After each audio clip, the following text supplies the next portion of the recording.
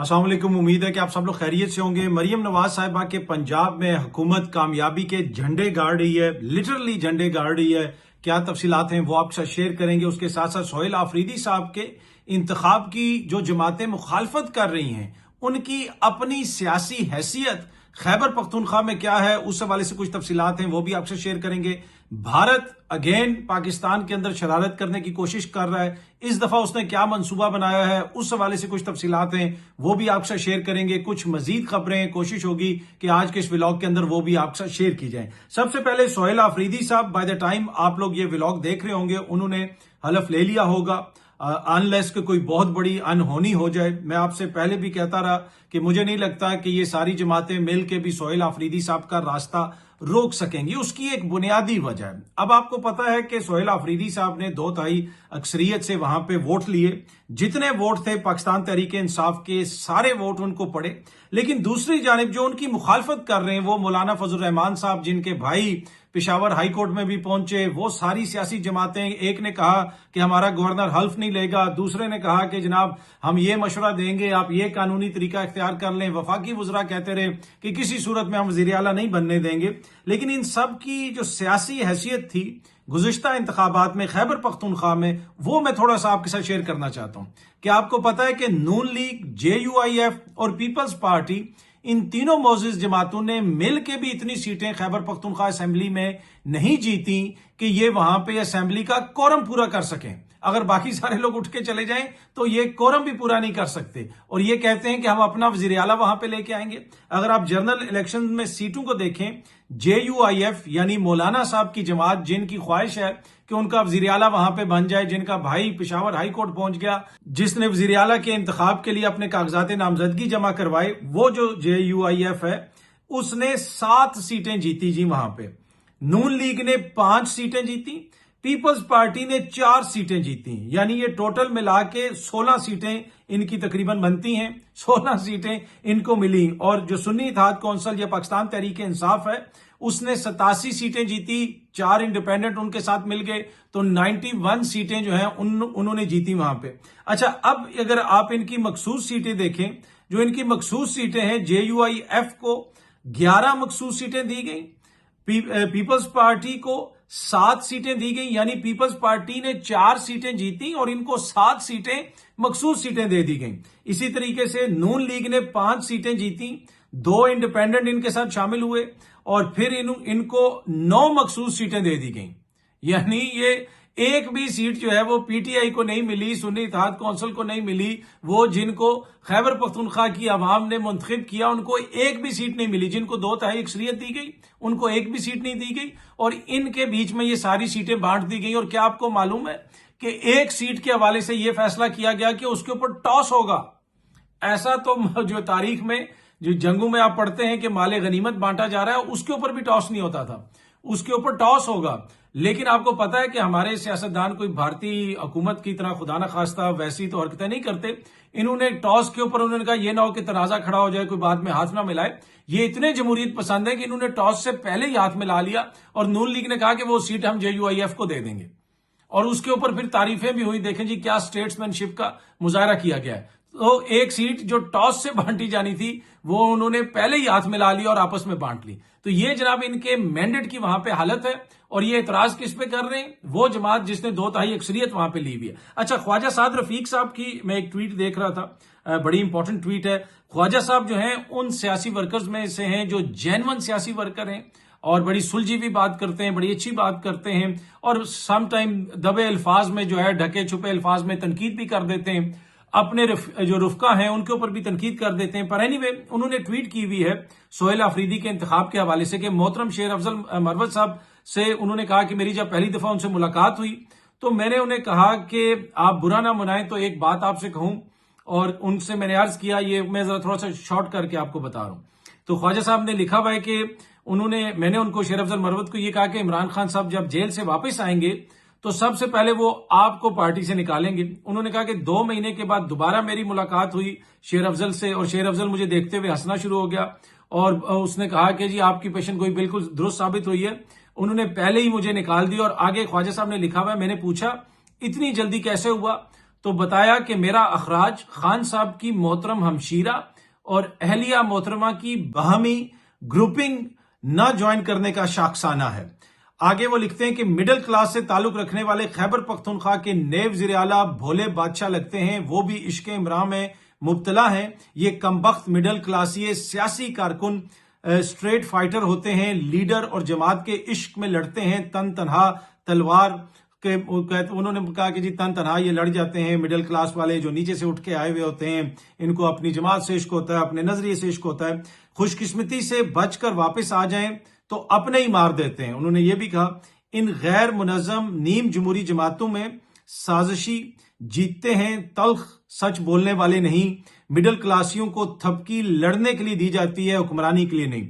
اب انہوں نے اس پہ ایک طرح سے تنقید کی کہ جناب کہ یہ جو سہیل افریدی صاحب کو لایا جا رہا ہے یہ صرف لڑانے کے لیے لایا جا رہا ہے اور مڈل کلاس سے بندے کو آگے اٹھ کے نہیں آنے دیا جاتا۔ اب مسئلہ یہ ہے کہ یہ تو بات ٹھیک ہے خواجہ صاحب کی کہ مڈل کلاس سے بندے کو آگے اٹھ کے نہیں آنے دیا جاتا، جینون سیاسی ورکر کی اس طریقے سے قدر نہیں کی جاتی، لیکن یہاں پہ تو ایک جینون سیاسی ورکر کو وزیر اعلیٰ بنایا گیا، اس کو تو سیلیبریٹ کرنے کی ضرورت ہے نا۔ یہ وہی خواجہ سعد رفیق صاحب ہیں جنہوں نے ٹی وی پہ بیٹھ کے اپنے انٹرویو میں کہا تھا کہ یہ نہیں ہو سکتا کہ مریم جو ہے وہ میری لیڈر بن جائے، وہ میری چھوٹی بہن ہے۔ آج مریم ان کی لیڈر ہے، آج جو ہے قمرالزمان قاہرہ صاحب کے، رضا ربانی صاحب کے، گیلانی صاحب کے، دیگر جتنے بھی معزز قائدین ہیں، ان سب کے لیڈر بلاول صاحب ہیں۔ تو ان جماعتوں کا تو المیہ یہ ہے کہ ان دو خاندانوں کے علاوہ کوئی لیڈر نہیں بن سکتا۔ اگر یہاں پہ ایک جینون سیاسی ورکر آ رہا ہے تو اس کو تو خواجہ صاحب کو سیلیبریٹ کرنا چاہیے، بلکہ دیگر سیاسی جماعتوں کو بتانا چاہیے کہ بھائی آپ دیکھیں، آپ بھی تو پنجاب میں کوئی ایسا وزیر اعلیٰ لے کے آ سکتے تھے نا۔ جب لڑائی بھی ہو رہی تھی تو اس وقت بھی حمزہ شہباز کو ہی لایا گیا تھا نا، خواجہ صاحب کے بھائی کا تو نہیں لایا گیا تھا، نہ ہی خواجہ صاحب کو لایا گیا۔ اور ماضی میں بھی نواز شریف صاحب نے شہباز شریف کو ہی بنایا، تبھی چودھری شجاعت صاحب اور پرویز الہی صاحب جیسے لوگ جن کا ظرف پورے پاکستان میں مشہور ہے کہ وہ جس کے ساتھ دوستی کر لیں کبھی اس سے پیچھے نہیں ہٹتے، لوگوں کا خیال بھی رکھتے ہیں، ان کو بھی یہ کیا گیا ان کے ساتھ، یعنی ان کو بھی وہاں پہ پہنچا دیا گیا، وہ جماعت سے سائڈ پہ ہو گئے، صرف ایک ہی وجہ کہ جناب کہ کسی اور بندے کو کوئی عہدہ نہیں دینا، کوئی امپورٹنٹ عہدہ نہیں دینا۔ تو یہاں پہ تو میرے خیال میں خواجہ سعد رفیق صاحب کے نظریے کی جیت ہوئی ہے، ان کو تو اسے سیلیبریٹ کرنا چاہیے، لیکن انفارچونیٹلی کیا ان کی جماعت میں ایسا ہو سکتا ہے یا ایسا نہیں ہو سکتا، یہ تو پھر وہ خود ہی بتا سکتے ہیں۔ جس طرح انہوں نے ایک ٹی وی پروگرام میں انٹرویو دیتے ہوئے کہا تھا کہ مریم، یہ نہیں ہو سکتا کہ مریم میری لیڈر بن جائے، وہ میری چھوٹی بہن ہے، وہ جو ہے میری لیڈر نہیں بن سکتی۔ تو کیا ابھی بھی وہ اس چیز کے اوپر قائم ہے کہ ان کی وہ لیڈر نہیں ہے؟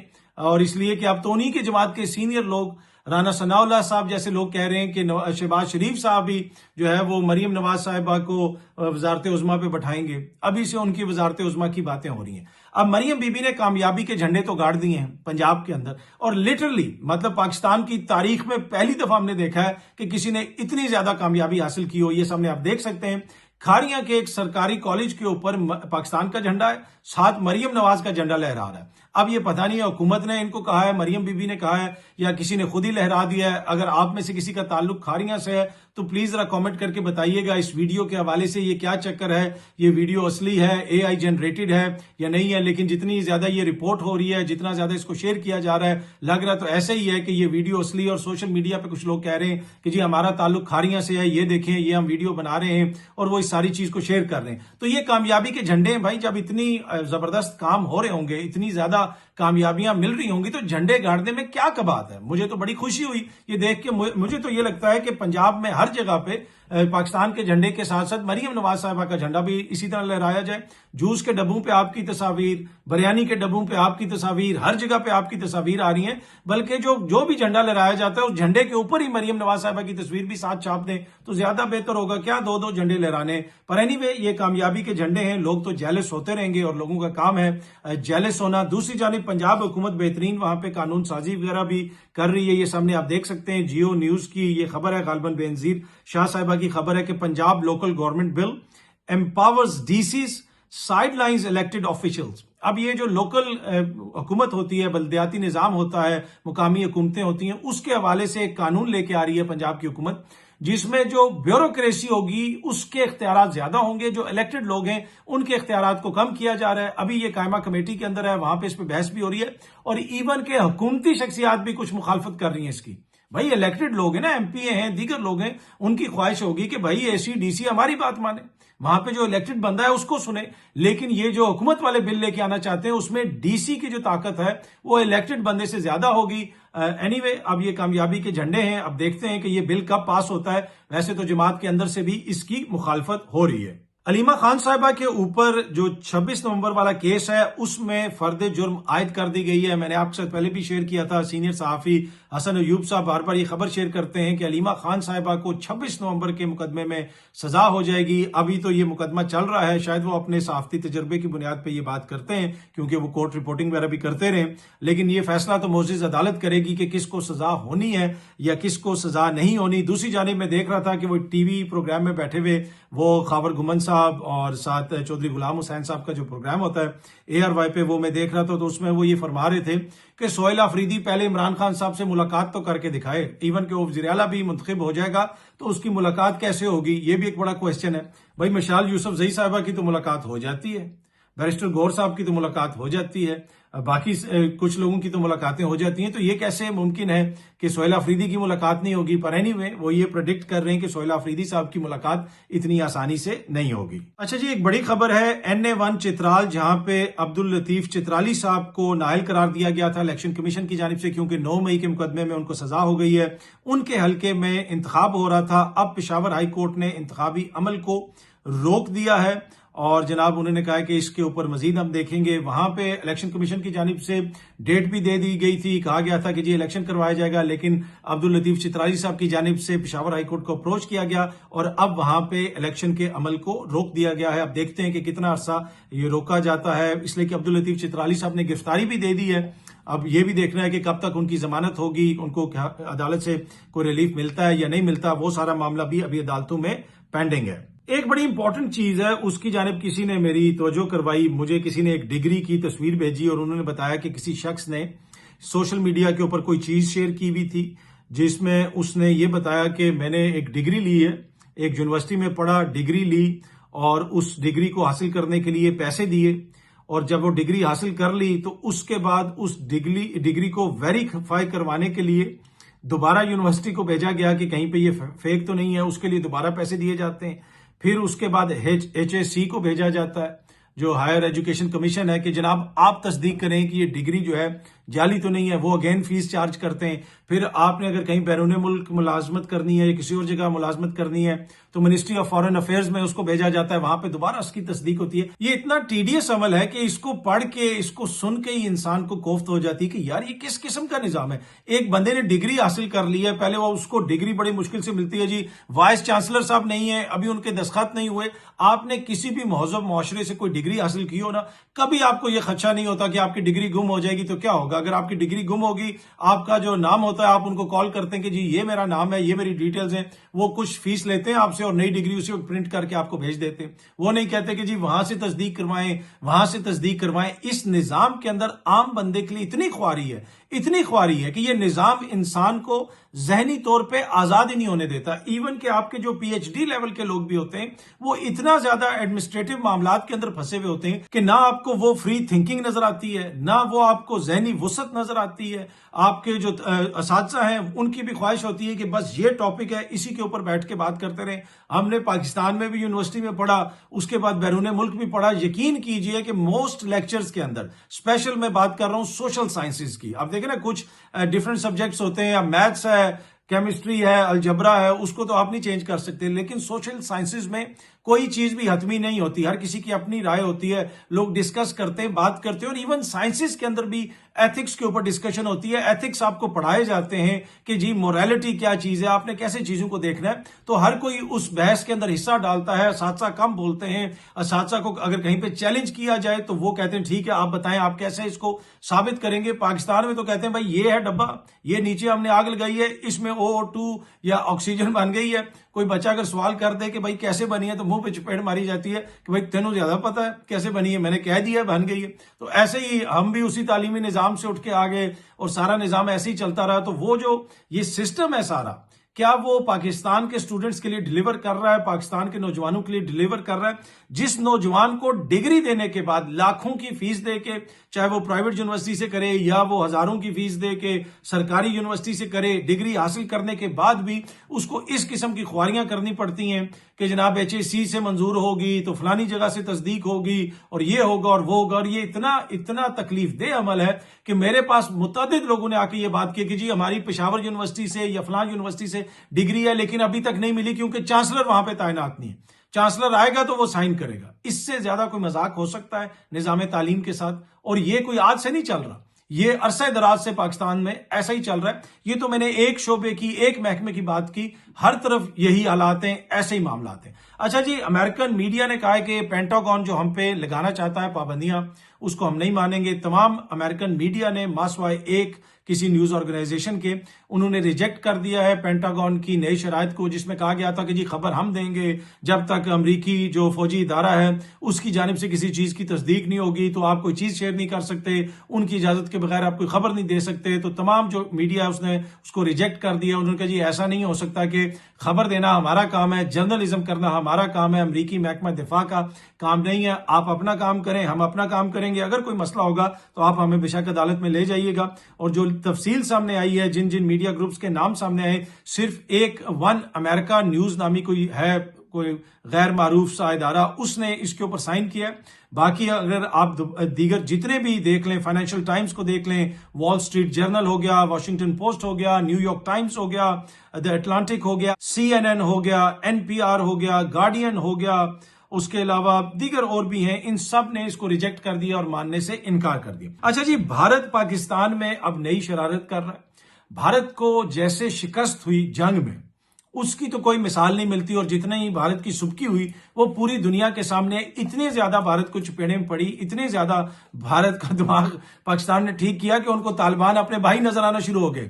وہ طالبان جن کے خلاف یہ صبح سے شام تک زہر اگلتے تھے، جن کے خلاف یہ باتیں کرتے تھے، ان کے حق میں اب ارنب گوسوامی اور جو ہے میجر گورو آریہ اور سارے جو پاکستان دشمن ہیں وہ اس قسم کے پروگرامز کر رہے ہیں، اور انہوں نے طالبان کو سر پہ بٹھا لیا۔ اور وہ طالبان جو غزوہ ہند کی بات کرتے تھے، جو کشمیر کو آزاد کرنے کی بات کرتے تھے، وہ جا کے مودی کے بھائی بن گئے، وہ ادھر جا کے پروٹوکولز لے رہے ہیں، وہ وہاں پہ جا کے بھارتی جو خواتین صحافی ہیں ان سے سخت سوالات لے رہے ہیں اور بڑے فخر سے ان کو جوابات دے رہے ہیں۔ اپنے ممالک میں یا اپنے ملک میں خواتین کے حوالے سے ان کا کیا رویہ ہے وہ ایک الگ بحث ہے، لیکن اب بھارت کی خواہش یہ ہے کہ بھارت پہلے یہ سمجھتا تھا کہ ہم پاکستان کے اندر سٹرائک کر دیں گے، ہم یہ کر دیں گے، ہم وہ کر دیں گے، اور میں نے آپ سے پہلے بھی یہ چیز شیئر کی تھی، بہت سارے لوگ بار بار یہ کہہ رہے تھے کہ جی اکتوبر میں بھارت کوئی بڑا آپریشن کر دے گا، بھارت پاکستان کے اندر کوئی جنگ شروع کر دے گا۔ میں نے کہا تھا کہ میرے پاس کوئی خبر نہیں ہے، اس لیے کہ خبریں جو ہیں اب وہ بہت ساری آتی ہیں اور ہر کوئی خبر جو ہے وہ سچی بھی نہیں ہوتی اور سچی بعد میں ثابت بھی نہیں ہوتی، پر اینی وے میرے پاس وہ کوئی خبر نہیں ہے۔ میرا تجزیہ یہ ہے کہ مجھے بھارت پاکستان پہ حملہ کرتا ہوا نظر نہیں آ رہا۔ ہاں، وہ دیگر چیزوں سے اپنی پراکسیز کے ذریعے گڑبڑ کرنے کی کوشش کرے گا، کیونکہ جیسی مرمت بھارت کی ہوئی ہے اور جیسی عظیمت کا اس کو سامنا کرنا پڑا ہے اور جیسے اس کے رافیل گرے ہیں، دوبارہ وہ اتنی جلدی ہمت نہیں کر سکتا، لیکن دیگر ایونیوز کو وہ یقیناً ایکسپلور کرے گا۔ اور اب لگتا یہ ہے کہ وہ طالبان کا کندھا استعمال کر کے پاکستان کے خلاف سازشیں کرنا چاہتا ہے۔ اگین طالبان کی جانب سے جو ہے بلوچستان کے ایریا میں ایک اٹیک کرنے کی کوشش کی گئی، جس کو پاکستانی فورسز نے ریپل کر دیا۔ اب بھی جو حالات ہیں ان کو بات چیت سے حل کرنا چاہیے۔ افغان ہمارے بھائی ہیں، ان کے ساتھ ہماری شیئرڈ بارڈر ہے، ہسٹری ہے، پاکستان میں عرصہ دراز سے وہ رہتے ہیں۔ میں تو یہاں تک کہتا ہوں کہ جو افغان پاکستان میں پیدا ہوئے، جو 30-40 سال سے یہاں پہ رہ رہے ہیں، یہ پاکستانی شہری ہیں، ان کو پاکستان کی شہریت ملنی چاہیے، جس طرح پاکستانی بیرون ملک جاتے ہیں ان کو شہریت ملتی ہے۔ تو اس طرح کا ماحول ہونا چاہیے، بہتر تعلقات ہونے چاہیے۔ لیکن اب لگتا یہ ہے کہ بھارت افغانستان کی جو نئی حکومت ہے، جو طالبان کی حکومت ہے، اس کو پاکستان کے خلاف استعمال کرنا چاہتے ہیں، اور دوبارہ اس نے شرارت کی ہے۔ اب مسئلہ یہ ہے کہ بھارت کا تو خود تو دماغ ٹھیک ہو گیا، اب اگر وہ طالبان کے ذریعے اس طرح کی حرکتیں کرے گا تو اس سے یقیناً طالبان کو ہی نقصان ہوگا، افغانستان کی حکومت کو نقصان ہوگا۔ بھائی، نہ آپ کے پاس ویسی فوج ہے، نہ ہی آپ کے پاس کوئی ایئر فورس ہے، کوئی مقابلہ ہی نہیں ہے نا۔ تو پاکستان بھی اگر مارے تو ہمیں تو کسی کو بتاتے ہوئے بھی جناب وہ محسوس ہوتا ہے کہ یار اب اس میں ہم کیا بات کریں۔ ان مقابلہ تو وہ تھا نا اپنے سے 7 گنا بڑا دشمن، جو بڑا آیا تھا یہاں پہ اور جس نے بڑا حملہ کیا تھا، اور وہ کہہ رہا تھا ہم یہ کر دیں گے اور وہ کر دیں گے، اور پھر پوری دنیا نے دیکھا کہ آگے سے پاکستان کی فوج نے، پاکستان کی ایئر فورس نے کیا کیا۔ تو مقابلہ تو وہ تھا، افغانستان کے ساتھ تو ہمارا مقابلہ ہی نہیں ہے. تو وہ مجھے تو بتاتے ہوئے بھی شرم آتی ہے کہ جی وہ ان کی وہ چیک پوسٹ تباہ کر دی، یہ کر دی. بھائی ان سے ہمارا کیا مقابلہ ہے؟ لیکن افغان حکومت کو بھی سوچنے کی ضرورت ہے کہ بھارت کے کہنے پہ اگر آپ جو ہے پاکستان کے خلاف اس قسم کی کارروائیاں کریں گے تو اس میں آپ کا اپنا نقصان ہے. لیکن یہ نہیں ہو سکتا کہ پھر اگر پاکستان کے اندر کارروائی کی جائے گی تو پاکستان کی آرمی جواب نہیں دے گی. آپ نے دیکھا کہ پہلے بھی جواب دیا گیا اور بڑا سخت قسم کا جواب دیا گیا، اور اب پھر جو شرارت کی گئی اس کے اوپر بڑا سخت قسم کا جواب دیا گیا. اور کہیں پہ بھی افغان جو سیولینز ہیں ان کو اس طرح ٹارگٹ نہیں کیا گیا، جو ان کی فورسز ہیں ان کو ٹارگٹ کیا گیا. لیکن وہ بھی تو دیکھیں نا، ان کو بھی ٹارگٹ کرنا یا وہ پاکستان کو ٹارگٹ کرتے ہیں، کس کا نقصان ہو رہا ہے؟ دونوں طرف مسلمان ممالک ہیں، دونوں طرف جو لوگ ہیں ان کی شیئرڈ ہسٹری ہے، بہت ساری چیزیں ہیں. یہ وہ لوگ ہیں جو عرصہ دراز سے پاکستان میں رہتے رہے ہیں. جس طریقے سے پاکستان سے افغان نیشنلز کو نکالا جا رہا ہے، میں نے اس کے اوپر بھی تحفظات کا اظہار کیا اور بار بار کیا. کوئی اگر کوئی کرمنل ہے، کوئی غلط ایکٹیویٹی میں شامل ہے، اس کو ضرور آپ نکالیں. لیکن جو عرصہ دراز سے یہاں پہ لوگ رہ رہے ہیں، وہ پیسفل ہیں، وہ کام کر رہے ہیں، محنت مزدوری کرتے ہیں، کوئی کچرا اٹھاتا ہے، کوئی کیا کرتا ہے، ان کے حوالے سے ایک دم سے مورل پینک کریٹ کر دینا کہ جی وہ سارے پاکستان کے دشمن ہیں اور ان کو نکال دینا چاہیے، یہ بھی مناسب نہیں. ایک طریقے سے یہ سارے معاملات ہونے چاہیے. لیکن اس میں بڑی ذمہ داری افغان حکومت پہ آتی ہے. بار بار پاکستان یہ کہتا رہا ہے کہ آپ کی سرزمین استعمال ہوتی ہے پاکستان کے خلاف، آپ اس کو دیکھیں، آپ اس مسئلے کو حل کریں. اس سرزمین کو کیوں پاکستان کے خلاف آپ استعمال ہونے دیتے ہیں؟ وہاں پہ ایسے گروپس بیٹھے ہوئے ہیں جو پاکستان کے اندر کاروائیاں کرتے ہیں. لیکن یہ چیز جو ہے، جنگ ہوتی بھی رہے تو بعد میں یہ معاملہ بات چیت سے ہی حل ہوتا ہے. اور اس کے اوپر اب چائنا بھی ایمفسائز کر رہا ہے. چائنا بھی یہ کہہ رہا ہے کہ یہ دونوں نیبر ممالک ہیں، ان دونوں کو بیٹھ کے بات چیت کے ذریعے اس مسئلے کو حل کرنا چاہیے. اگر کوئی اس میں خوش ہو رہا ہے، اس وقت کوئی اگر بغلیں بجا رہا ہے، تو وہ نیو دہلی میں بیٹھی ہوئی بھارت کی حکومت ہے، وہ بھارت کی اسٹیبلشمنٹ ہے. بھارت کے اندر وہ انتہا پسند مائنڈ سیٹ ہے جس کو یہ لگتا ہے کہ ہمیں اپنے جیسا ایک انتہا پسند مائنڈ سیٹ کا الائے مل گیا ہے، ایک حلیف مل گیا ہے، اور اس کے ساتھ مل کے ہم پاکستان کو اب ٹارگٹ کریں گے. میرا نہیں خیال کہ یہ ممکن ہو سکے گا. پاکستان کو تو نقصان نہیں ہونا، لیکن اوور آل جو ہے خطے کا نقصان ہونا ہے، افغانستان کا نقصان ہونا ہے. پر end of the day Pakistan بھی اسی خطے کے اندر، اگر خطے کا ماحول خراب ہوگا تو اوور آل پاکستان کو بھی نقصان ہوگا. کیا یہاں پہ انویسٹمنٹ آئے گی؟ کیا افغانستان کے حالات بہتر ہوں گے؟ بھارت میں حالات بہتر ہوں گے؟ تو میرے خیال میں بھارت کو بھی سوچنے کی ضرورت ہے، اور سب سے زیادہ سوچنے کی ضرورت افغان حکومت کو ہے کہ بھائی اس طرح کرنے کی کیا ضرورت ہے. اور دوسری جانب جو پاکستان حکومت ہے اس کو بھی دیکھنے کی ضرورت ہے. جس طرح چائنا کہہ رہا ہے، سعودی عرب کہہ رہا ہے، قطر کہہ رہا ہے، اس کے علاوہ دیگر جو ہمارے برادر اسلامک ممالک ہیں جن میں ایران بھی شامل ہے، وہ سب یہ کہہ رہے ہیں. تو ہمیں پھر خود سوچنے کی ضرورت ہے اور بیٹھ کے اس مسئلے کو بات چیت کے ذریعے حل کرنے کی ضرورت ہے. بہت جلدی آپ سب دوستوں سے دوبارہ ملاقات ہوگی. Thank you very much.